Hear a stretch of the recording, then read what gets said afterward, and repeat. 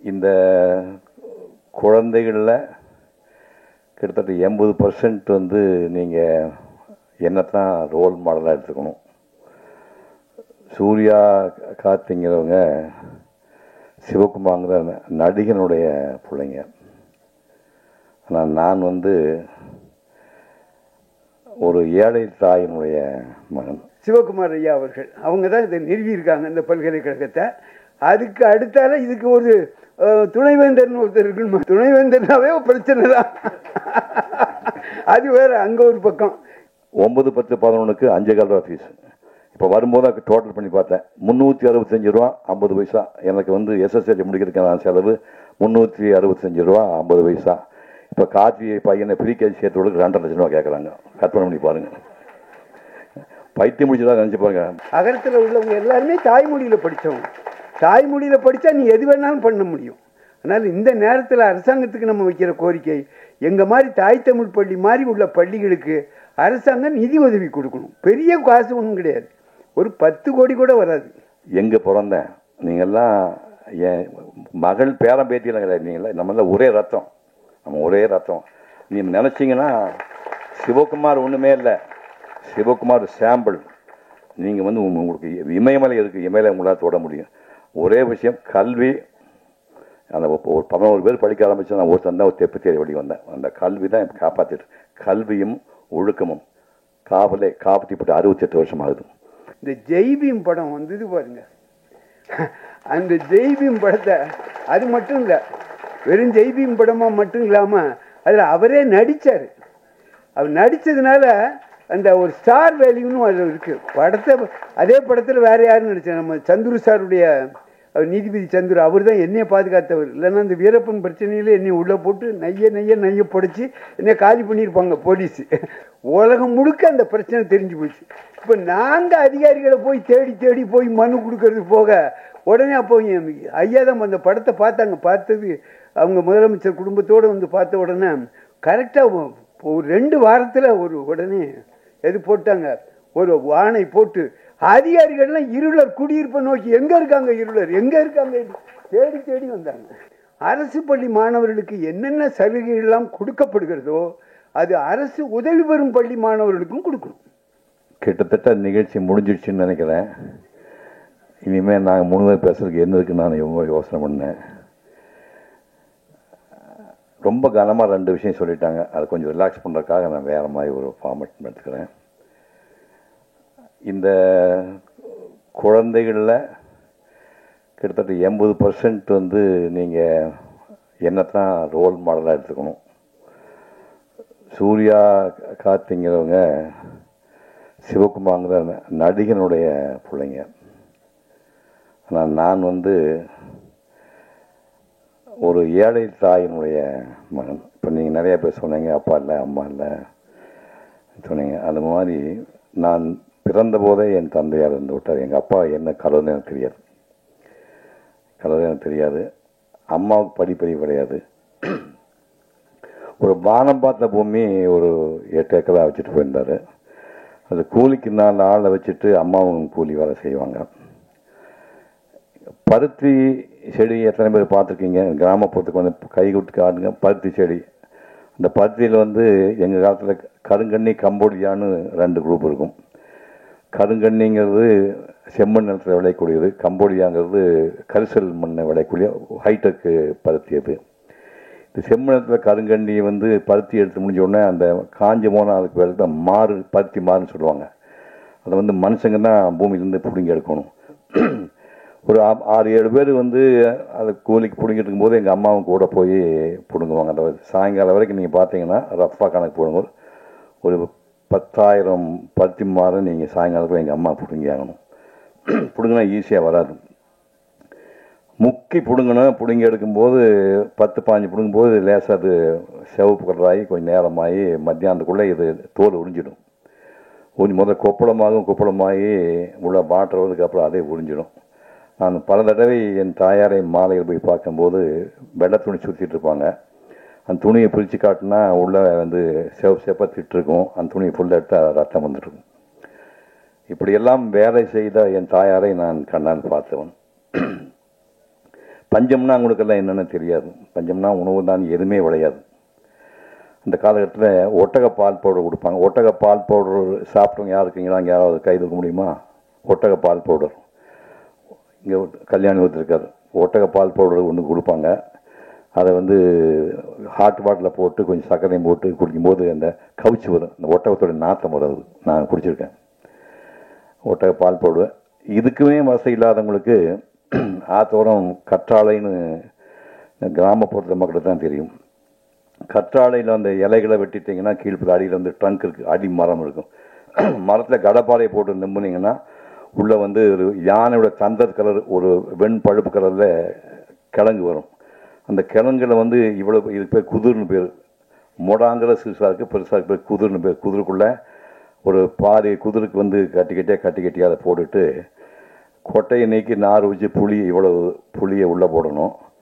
அதுக்கப்புறம் கருப்பட்டி வந்து தட்டி ஒரு 10-20 கருப்பட்டி வட்டு அதை தட்டி உள்ளே போடணும். போட்டு ஒரு பாதி குதிருக்கு தண்ணி ஊற்றி 24 மணி நேரம் இறைச்சிங்கன்னா அந்த பழுப்பு கலரில் உள்ள அந்த கிழங்குல வந்து இந்த புளியோட எசன்ஸும் கருப்பட்டி எசன்ஸ் சேர்ந்து திருநெல்வேலி அல்வா கலர் இருக்கும். இதை வச்சு பார்த்தீங்கன்னா திருநெல்வேலி அல்வா மாதிரியே இருக்கும்.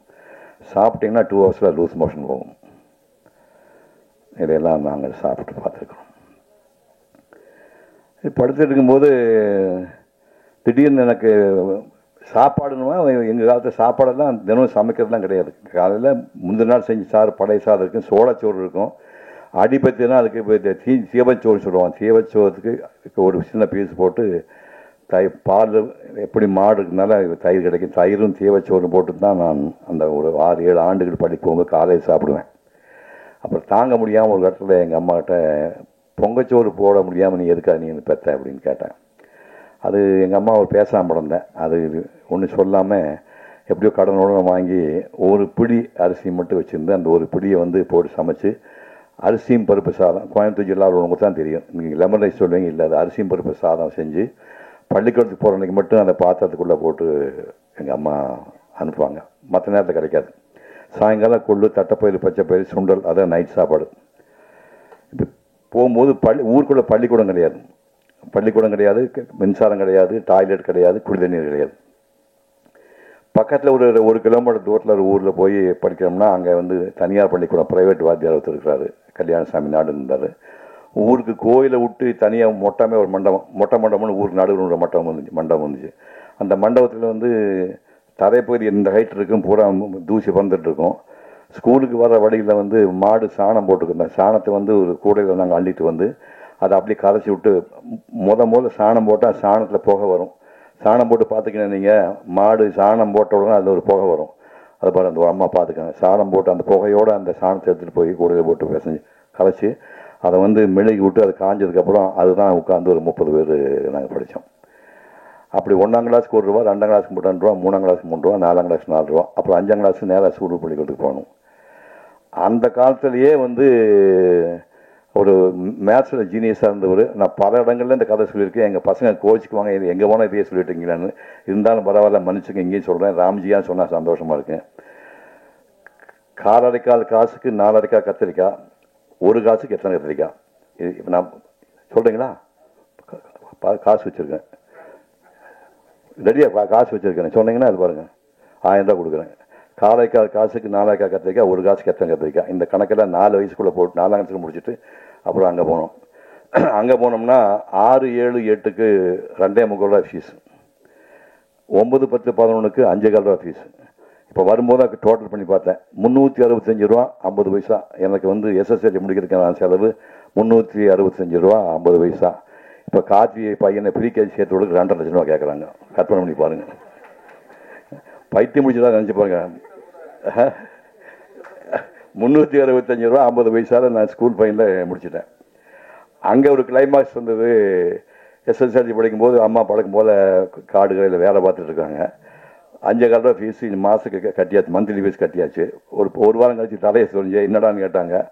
11 ரூபா 50 பைசா. இது என்ன இளவு அப்படின்னாங்க. இது வந்து பப்ளிக் எக்ஸாம் எழுதணுமாம்மா, பொது பரீட்சையாமா, அதுக்கு உயர் எடுத்துருவா நீ அப்படி கொடுத்து அதுக்கு ஒரு 11 ரூபா 50 பைசா பேர டிக்கெட் கொடுத்தாங்க. பேங்க்கெல்லாம் கிடையாது, சட்டிக்குள்ளே வந்து ஒரு மஞ்சள் துணி சுற்றி வச்சுருப்பாங்க, அதை எடுத்து 50 கொடுத்தாங்க. அப்போ ஒரு வாரம் கழிச்சு போய் பின்னாடி கை கட்டி நின்னேன். இப்போ என்ன மாப்பிள்ளை வந்து நிற்கிறேன், என்ன விஷயம் அப்படின்னாங்க. இல்லை இந்த 6, 7, 8, 9, 10, 11 இப்போ இந்த 5, 6 வருஷம் படித்தா பசங்க ஒரு 20 பேர், பொண்ணுங்க ஒரு 5, 6 பேர், பள்ளிக்கு டீச் பண்ண வாத்தியார் 6, 7 பேர், ஒரு ஸ்வீட்காரன் காப்பி ஒரு குரூப் ஃபோட்டோ ஒன்று எடுத்துக்கணும். 5 கொன்னே போடுவேன். 5 குழந்தைங்க வந்துச்சு, ஒன்றா செத்து போச்சு, ஒரு பையன் செத்து போச்சு, பொண்ணு செத்து போச்சு, ஒன்றா பிள்ளைகள் செத்து போயிட்டான். ஒரு பொண்ணுக்கு 5, 6 குழந்தை கொன்னே போடு பையன் பரவாயில்ல. நான் பேசாமல் வந்துட்டேன்.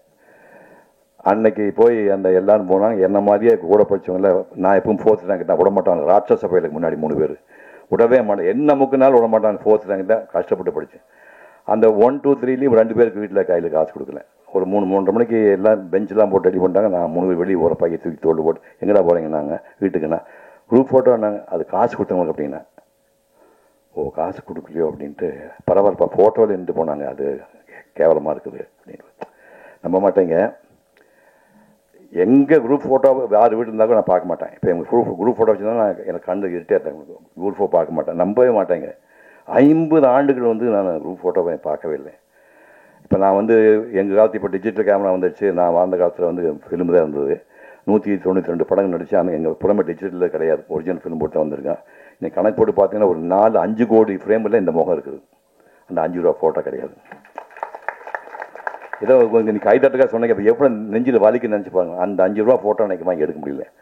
அப்புறம் காலம் எப்படி ஹெல்ப் பண்ணுச்சுன்னா, அதுக்கப்புறம் 2057 விட்டு 50 ஆண்டுக்கு அப்புறம் அதே ஸ்கூலுக்கு விஜய் டிவிக்காரங்க மீண்டும் பள்ளிக்கு போகலாம் வாங்க சார்னு கூட்டிகிட்டு போய் அதே ஸ்கூலில் தேடி உயிரோட 7 பசங்க 5 பாட்டி ஆகிட்டாங்க. 4 பிள்ளைங்க பாட்டிமா. நான் தாத்தா தானே, ஒரு 4-5 பாட்டிமாருங்க கூட படிச்சுங்க. வாத்தியார் 4 பேர் எல்லாம் வச்சு அதே பெஞ்சு இருக்குது, பழைய பெஞ்சு கிராக் விட்டுருந்து அதே பெஞ்சை போட்டு அதே இடத்துல ஒரு ஃபோட்டோ எடுத்து வச்சுருக்கேன். நான் இப்போ அந்த ஃபோட்டோ வச்சுருக்கேன். அதுக்கப்புறம் என்ன பண்ணேன்னா, ஒரு சிஇஓ அதிகாரி சொன்னார், கவர்மெண்ட் பள்ளிக்கு காசு யாரும் கொடுக்க மாட்டாங்க. கல்யாணி சார் தெரியும், ப்ரைவேட் பள்ளிக்கு நிறையா கேபிடேஷன் வச்சு வாங்குவாங்க, கவர்மெண்ட் பள்ளிக்கு காசு கிடைக்காது. நீங்கள் படித்த பள்ளி உங்கள் மாதிரி முக்கியமான நீங்கள் தத்தெடுத்துட்டா அந்த பெரிய புண்ணியம் கிடைக்கும் பாருங்க. அந்த வினாடியே இந்த பள்ளியை தத்தெடுத்துக்கணும்னு சொல்லி தத்தெடுத்து ஊராக போய் 25,000 ஒரு மீட்டிங் கூப்பிட்டு 25 ரூபா பில்லு நேரம் அங்கே ட்ரஸ்ட் கண்டு பண்ண சொல்லி நானே ரெடி பண்ணி இப்போ அந்த ட்ரஸ்ட்டில் 30 லட்சம் ரூபா சேர்த்து வச்சு 10 நாளைக்கு முன்னாடி இந்த பொண்ணு எங்கடாது ப்ரைஸ் வாங்கிச்சு. எங்கள் ஊர் பொண்ணுங்க இந்த பொண்ணு சூலூர் பொண்ணு அதான் வந்துக்குவாங்க. அந்த பொண்ணு ப்ரைஸ் வாங்கியிருக்கு. 1.5 லட்சம் ரூபா இன்ட்ரெஸ்ட் வருது. 30 லட்சம் ரூபா பேங்க்கில் போட்டு 14வது ஆண்டு ஃபர்ஸ்ட் கொடுத்துருக்கேன். இதெல்லாம் எதுக்காக சொல்ல வரேன்னா, எங்கே பிறந்தேன், நீங்கள்லாம் என் மகள் பேரம் பேத்தியெல்லாம் கிடையாது. நீங்களாம் நம்மளாம் ஒரே ரத்தம், நம்ம ஒரே ரத்தம். நீங்கள் நினச்சிங்கன்னா சிவகுமார் ஒன்றுமே இல்லை, சிவகுமார் சாம்பிள். நீங்கள் உங்களுக்கு இமயமலை இருக்குது, இமயமலை உங்களால் தொட முடியும். ஒரே விஷயம் கல்வி.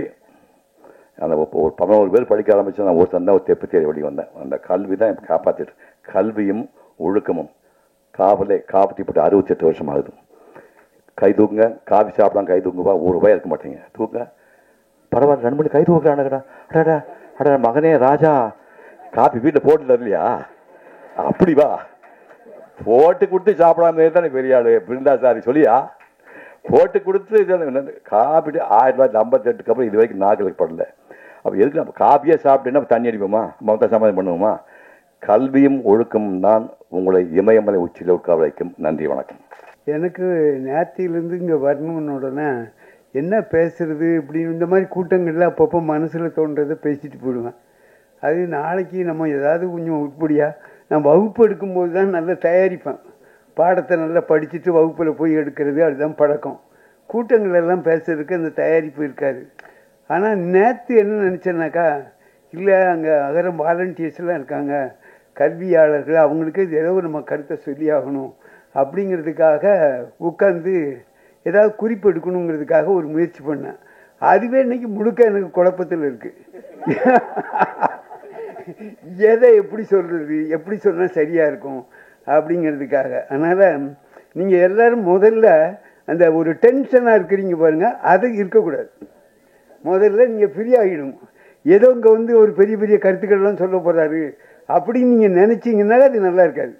ஏதோ நம்ம கூட ஏதோ சில கருத்துக்களை சொல்கிறாருங்கிற அளவில் மட்டும் இருந்தால் போதும்னு நினைக்கிறேன். முதல்ல இந்த சிவகுமார் கல்வி அறக்கட்டளை ஒரு 45 வருஷம் எல்லாருமே சொன்னாங்க.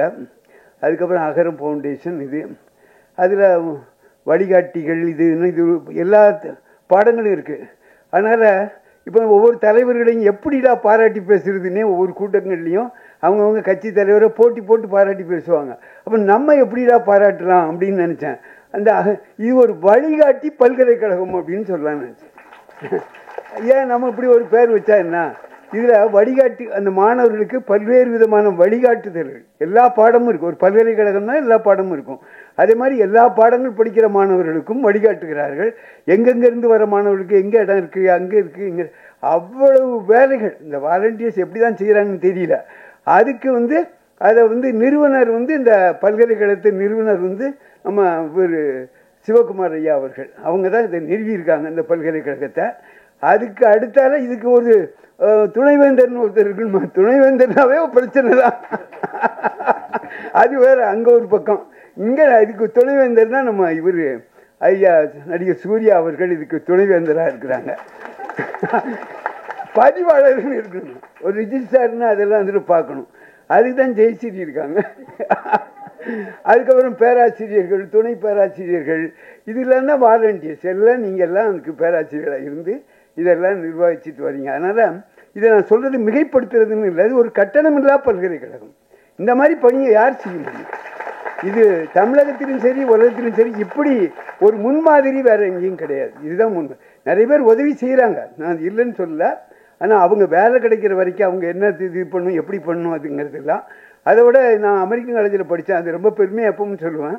அவர் ஞானவேல் வந்திருக்கார், அவர் என்கிட்ட பேட்டியெல்லாம் எடுத்தவர். அது அமெரிக்கன் காலேஜ். அதில் அந்த motto of the college is not to produce result but to produce man அப்படின்னு போட்டிருப்பாங்க. மனுஷனை உருவாக்குறது தான் இந்த கல்லூரி நோக்கம் அப்படிங்கிறது. அதனால் அகரம் இந்த மனிதர்களை உருவாக்கணும். நிறைய டாக்டர்கள் இருப்பாங்க, சிசேரியனுக்காகவே நார்மல் டெலிவரியெல்லாம் சிசேரியெல்லாம் மாற்றி விட்டுருவாங்க. அப்படி டாக்டருக்கு நமக்கு வேண்டிய ரோடு போடணும். இன்ஜினியர் அது எப்படி முக்காஞ்சி ஜல்லி போடுற இடத்துலலாம் சக்கையை கொண்டு போட்டு ஒருத்தக்க இது பண்ணிக்குவாங்க. அப்படி இன்ஜினியர் நமக்கு ஒன்றும் தேவையில்லை.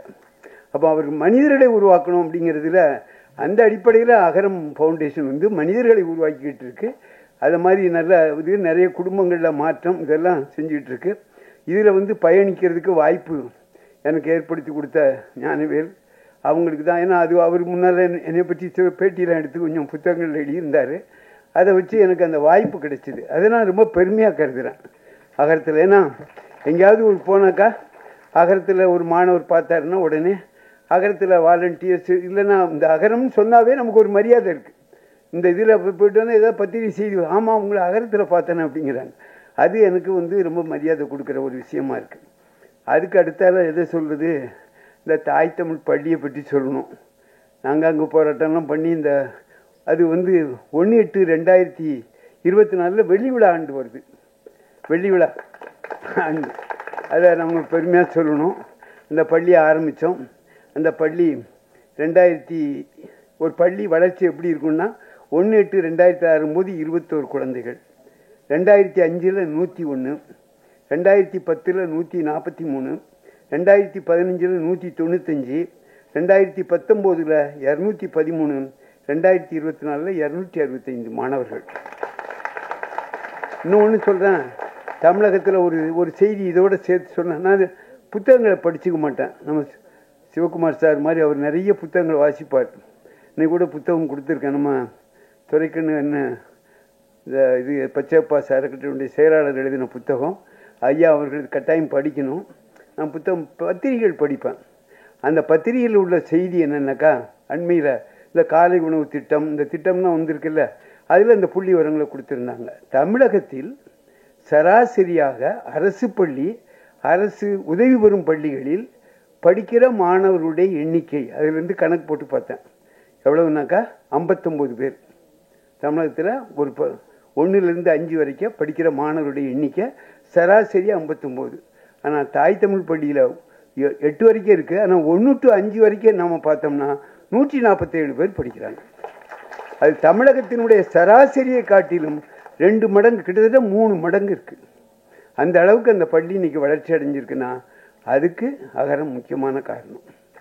ஏன் முக்கியமான காரணம்னு சொல்கிறேன்னா, அரசாங்கம் இவங்களுக்கு சம்பளம்லாம் ஒன்றும் கொடுக்கல, ஆசிரியர் சம்பளம்லாம் கொடுக்கல. அந்த சம்பளத்துக்கெல்லாம் மாதம் மாதம் அவங்களுடைய உதவி இருக்குது.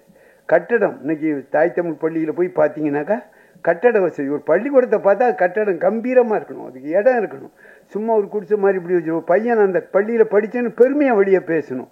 அப்படி அந்த கட்டிடத்தில் அந்த தோற்றம் வருவதற்கு இது வரைக்கும் 35 லட்சத்துக்கு மேலே கொடுத்து அந்த பள்ளிக்கூடத்துக்கு உள்கட்டமைப்பு பண்ணியிருக்காங்க. அந்த உட்கட்டமைப்பு அது மாதிரி நிறைய பேர் உதவி செஞ்சுருக்காங்க. அதில் அகரம் வந்து அதே மாதிரி சக்தி மசாலா அவங்க இவர் ஞானவேல் சொல்லி தான், எனக்கு அவங்களுக்கு சக்தி மசாலான்னு தெரியாது, அவர் சொல்லி அது மாதிரியா அவர் இப்படி பல பேர் செஞ்ச உதவி.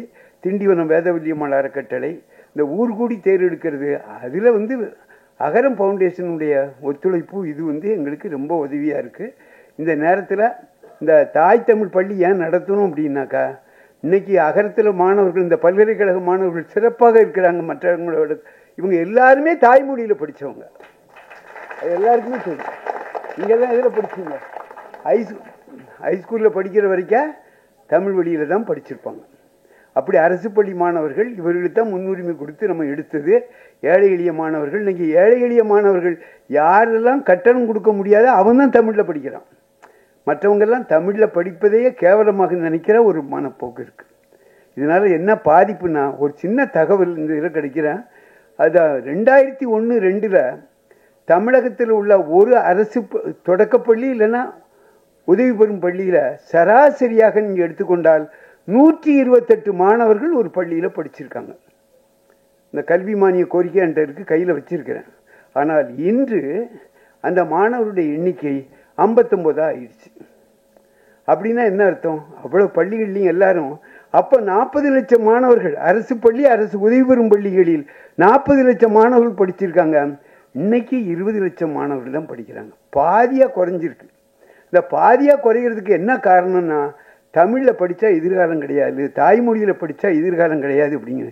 என் பேத்தி உங்கள் பள்ளியில் தான் முதல்ல படித்தா, இப்போ பாலிடெக்னிக்கில் லெக்சரராக இருக்கிறா.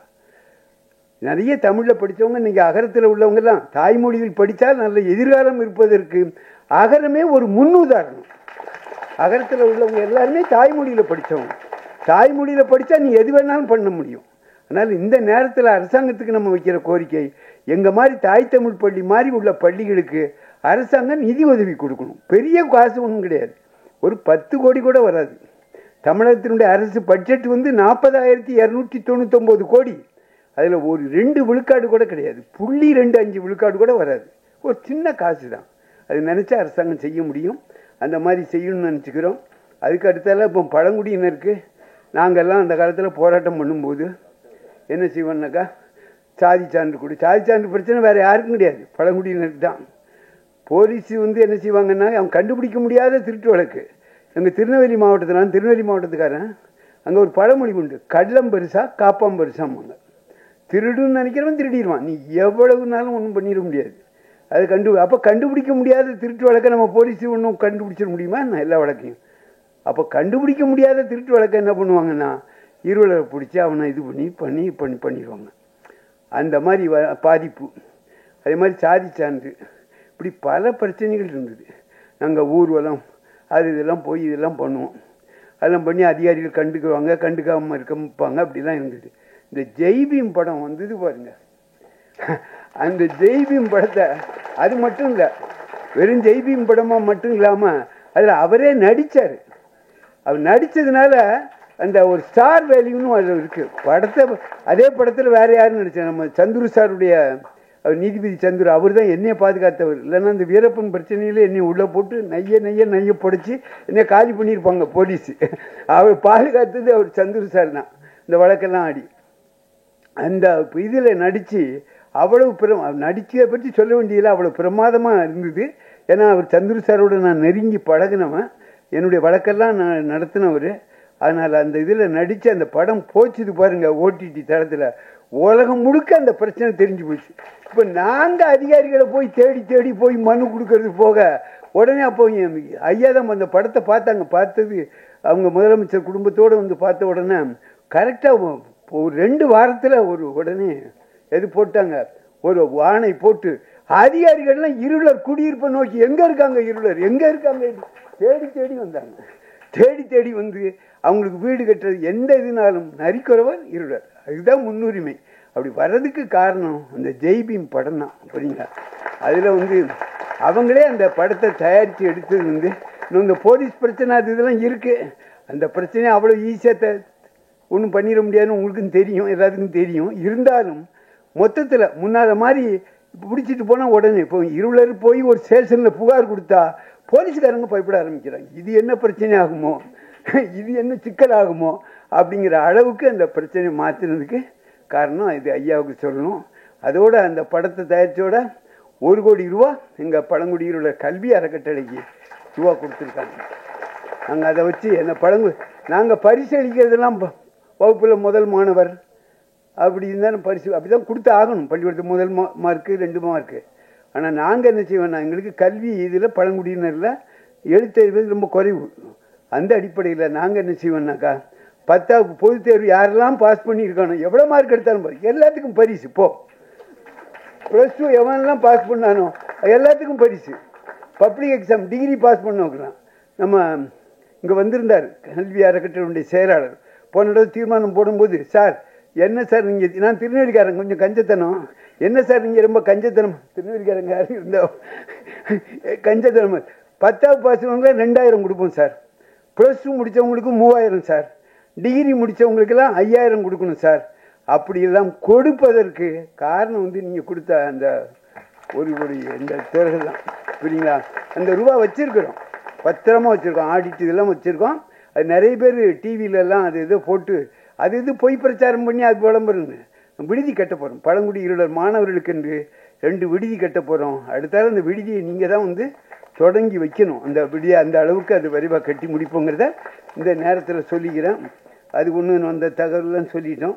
அதுக்கப்புறம் தமிழக அரசுக்கு சில கோரிக்கைகள் இந்த நேரத்தில் சொன்னால் சரியாக இருக்கும்னு நினைக்கிறேன். ஏன்னா இங்கே இப்போ இல்லம் தேடி கல்வி இதிலெல்லாம் நம்ம அகரங்கல்வி அறக்கட்டளையில் உள்ள நம்ம ஜெயஸ்ரீ போன்றவர்கள், ஷில்பா போன்றவர்கள்லாம் அரசாங்க அதிகாரிகளோடு நெருக்கமாக இருந்து பணி செஞ்சுட்டு இருக்காங்க. அதனால் இங்கே நான் கோரிக்கை வைக்கிறது அரசாங்கத்துக்கு கோரிக்கை வச்ச மாதிரி தான். அந்த அடிப்படையில்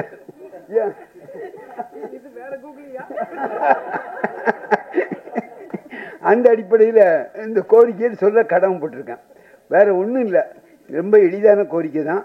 நான் முதல்ல சொன்ன இந்த அரசு பள்ளி, அரசு உதவி பெறும் பள்ளி, இந்த பகுதி நேரம் பகுதி உதவி பெறும் பள்ளி 8 வரைக்கும் நல்லா கவனிச்சுங்க. 8வது வகுப்பு வரைக்கும் உதவி இருக்கும், அரசாங்க உதவி இருக்கும். 9, 10க்கு உதவி கிடையாது. அப்புறம் 5வது வரைக்கும் உதவி இருக்கும், 6, 7, 8க்கு உதவி கிடையாது. இது பகுதி அரசு உதவி பெறும் பள்ளிகள்னு பேர். புரியுதுங்களா?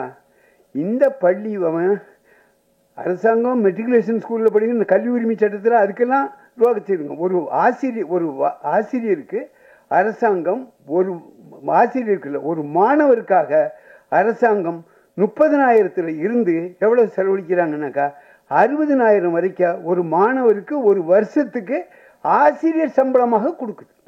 அது கொடுக்கணும். ஏன்னா ஆசிரியர் தான் ரொம்ப முக்கியம். கட்டடம் இல்லாமல் பள்ளி இயங்க முடியும், நூலகம் இல்லாமல் பள்ளி இயங்க முடியும். ஆனால் வாத்தியார் இல்லாமல் பள்ளிக்கூடம் இயங்க முடியாது. வாத்தியாருங்கிறது ரொம்ப முக்கியம். அப்போ 8வது வரைக்கும் படிக்கிற பையனுக்கு என்ன கிடைக்கும்? வாத்தியாருக்கு அவருக்கு அந்த பையனுக்காக 40,000 50,000 செலவழிக்கிற இந்த அரசாங்கம் அவன் 9வது அதே பள்ளியில் படிப்பான், அவனுக்கு கிடையாது, அவனுக்கு உதவி கிடையாது. அவனுக்கு என்னதுன்னா அவன் அந்த நிர்வாகமே அவங்க அங்கே கொஞ்சம் வசூல் பண்ணி ஒரு 6,000 7,000 அப்படி கொடுக்கறது. இவங்களுக்கெல்லாம் 40,000 50,000 சம்பளம் கிடைக்கும். இதை வந்து அரசாங்கம் பரிசீலனை பண்ணணும். அதனால் எல்லாம் அந்த மாணவர்கள் தமிழகத்தில் எவ்வளோ இருக்காங்கன்னா 47,661 மாணவர்கள். அவர்களுக்கு இது செலவு செய்கிறதுக்கு ஒரு 70 கோடி 80 கோடி தான் செலவாகும். தமிழக அரசினுடைய கல்வி பட்ஜெட் வந்து 40,299 பள்ளிக்கல்வி பட்ஜெட்டு. அதில் 0.25% தான். 0.25% தான்னா எவ்வளோ குறைஞ்ச அளவு தான். மனசு வச்சா தமிழக முதல்வர் இல்லைன்னா பள்ளிக்கல்வித்துறை மனசு வச்சு அதை செய்யணும் அப்படிங்கிறத இந்த நேரத்தில் சொல்லிக்கிறேன். 1. 2வது, அரசு பள்ளி மாணவர்களுக்கு என்னென்ன சலுகைகள்லாம் கொடுக்கப்படுகிறதோ அது அரசு உதவி பெறும் பள்ளி மாணவர்களுக்கும் கொடுக்கணும். இப்போ காலை உணவு திட்டம் அரசு பள்ளி மாணவர்களுக்கு கொடுக்குறாங்க. அதே இதை இப்போ அண்மையில் 15ஆம் தேதி காமராஜர் அண்ணா பிறந்த நாளா, காமராஜர் பிறந்த நாள், ஆப்சன்ட் மைண்டட் ப்ரொஃபஸர் தான், புரியுங்களா? அதனால அன்னைக்கு கொடுக்கணும்னு விரிவுபடுத்தியிருக்காங்க. வரவேற்கிறோம். ஏன்னா ஒரு ஊரில் அரசு பள்ளி இருந்தால் அங்கே அரசு உதவி பெறும் பள்ளி வராது. இந்த ஊரில் அரசு உதவி பெறும் பள்ளி இருந்தால் அங்கே அரசு பள்ளி வராது. அப்போ அரசு பள்ளியில் படித்தவனுக்கு கிடைக்கும்னா இவன் என்ன பாவம் செஞ்சான்? இவன் இந்த ஊரில் பிறந்து வளர்ந்துருக்கான், அவன் அந்த பள்ளியில் தானே படிப்பான். அதனால் அரசு பள்ளியில் படிக்கிறவனுக்கு மருத்துவம் பொறியியலில் 7.5 விழுக்காடு கொடுக்குறாங்க.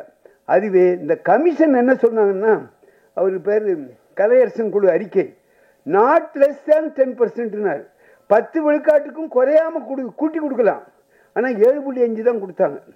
அதை 10 விழுக்காடாக கொடுக்கணும். அதே மாதிரி அரசு உதவி பெறும் பள்ளி மாணவர்களுக்கும் அவருடைய எண்ணிக்கைக்கு தகுந்தபடி அவங்களுக்கு ஒரு 6 விழுக்காடு 7 விழுக்காடு அவங்களுக்கும் கொடுக்கணும் அப்படிங்கிற ஒரு கோரிக்கை இந்த நேரத்தில் சொல்கிறேன். அதுக்கப்புறம் கல்வியை தாய்மொழியில் படிக்கலாம். நானே திருவண்ணாமலைக்கு போயிட்டு இருந்தேன். அங்கே பெரிய பட்டிமன்றம் நடந்தது. என்ன பட்டிமன்றம்? மருத்துவத்தை தமிழில் சொல்லிக் கொடுக்க முடியுமா, முடியாதா? கொடுக்கலாமா? யார் நடத்துறது? மருத்துவர்கள், மருத்துவ கல்லூரியில். அதில் எல்லாரும் கடைசியில் நீதிபதி என்ன முடிவு எடுத்தார்னா, மருத்துவக் கல்வியை தமிழில் கொடுக்க முடியும் என்று சொன்னார்கள். ஆமாம், கொடுக்க முடியும்னு முடிவு சொன்னாங்க. அங்கே மருத்துவர்கள் தான் எல்லாரும் இருந்தாங்க. நரேந்திரன் டாக்டர்லாம் இருந்தார். இப்போது நம்ம நாடு எந்த அளவுக்கு வளர்ச்சி அடைஞ்சிருக்குன்னு பாருங்கள். சுதந்திரம் அடைஞ்சு இவ்வளவு நாள் ஆயாச்சு. இப்போ தான் மத்திய பிரதேசத்தில் இந்திய ஆட்சி முடிங்கிறான்.